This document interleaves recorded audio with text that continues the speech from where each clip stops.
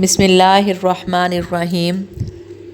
قرآن پاک کو صحیح تجوید اور تلفظ کے ساتھ اور الفاظ کو صحیح ادائیگی کے ساتھ پڑھنے کی اہمیت کو تو ہم جان چکے ہیں۔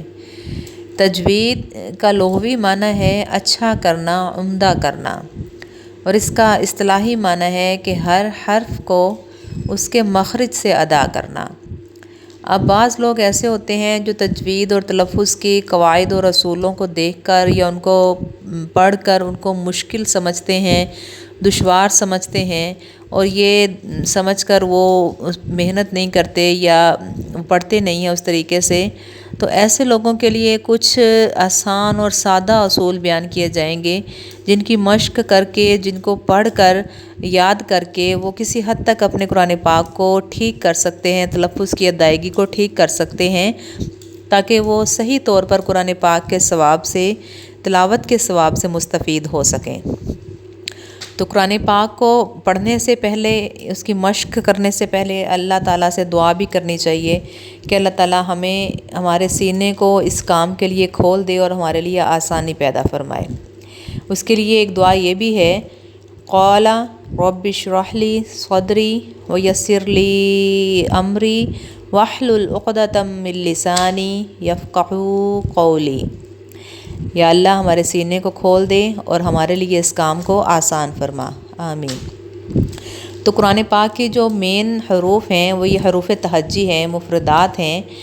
اب بعض عام لوگ بھی ان حروف میں سے کچھ حروف کو بالکل صحیح پڑھتے ہیں، چاہے وہ اس کے مخرج کو جانتے ہیں یا نہیں جانتے۔ وہ حروف اتنے مشکل نہیں ہوتے۔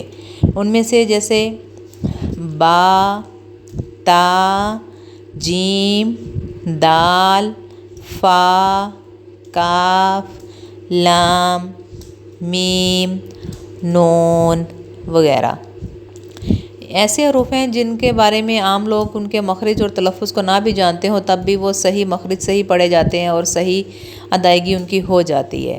تو ان کے علاوہ کچھ حروف رہ جاتے ہیں جن کی مشق کرنے کی ضرورت ہوتی ہے، اور ان کی مشق کرنے سے انشاءاللہ عام انسان بھی، جو عام لوگ گھروں میں رہتے ہیں، وہ بھی اگر اس کی مشق کریں گے تو کسی حد تک قرآن پاک کو صحیح تلفظ سے پڑھنا سیکھ جائیں گے۔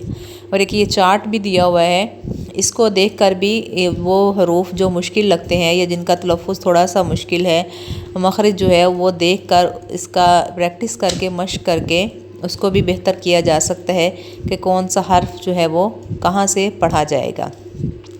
تو اس چیز کو سمجھنے کے لیے، اس کی مشق کرنے کے لیے ہمارے ساتھ رہیں اور آئندہ ویڈیوز بھی دیکھیں۔ ان میں سے یہ حروف تہجی کے کل حروف جو ہیں یہ 29 حروف ہیں۔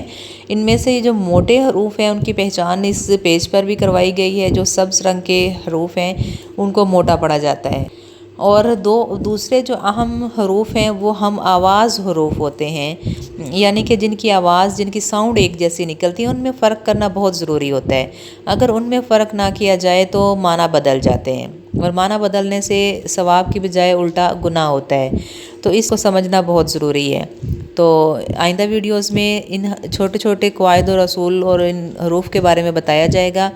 انہیں دیکھنے کے لیے ویڈیو کو لائک، شیئر اور چینل کو سبسکرائب کیجئے، اور اللہ تعالیٰ سے دعا ہے کہ اللہ تعالیٰ ہم سب کے لیے آسانیاں پیدا کرے اور ہم سب کو قرآن پاک کو صحیح تلفظ، تجوید کے ساتھ اور الفاظ کی صحیح ادائیگی کے ساتھ پڑھنے کی توفیق عطا فرمائے۔